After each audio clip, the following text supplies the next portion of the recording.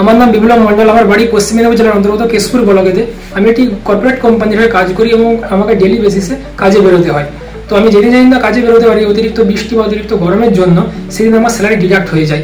আমি অনেকদিন ধরেই সেই জন্য খুঁজছিলাম যে এরকম কি কোনো কভারেজ নেই যেখানে আমি কাজে বেরোতে পারলাম না, ঠিক আছে, বাট এখান থেকে আমার একটা কভারেজ আসবে।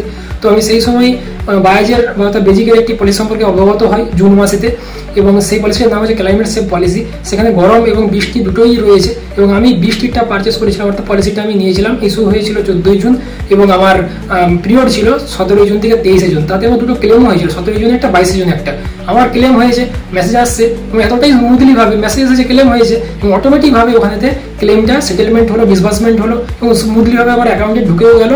6 দিনের মধ্যে আমার টাকাটা ক্রেডিট হয়ে গেল, ক্লেমের টাকাটা। মানে খুবই আমি উপকৃত হলাম। আমার স্যালারি তো কাটা গেল যেহেতু আমি বেরোতে পেরেছিলাম না ওই বৃষ্টির জন্য, কিন্তু আমার এখান থেকে একটা খুব সামান্য পরিমাণে প্রিমিয়াম নিয়েছিল বলে ওই কভারেজটা, সেখান থেকে আমার টাকা ঢুকে গেল। অর্থাৎ স্যালারিটা কাটা গিয়েছে কিন্তু হলো এখান থেকে ঢোকার জন্য একটা মেকআপের মতো হয়ে গেছে। আমি খুব উপকৃত হয়েছি এটাতে, যে এরকম ধরনের যদি পলিসি মানে আগে করা থাকতো বা আগে যদি পেতাম তো খুবই ভালো হতো।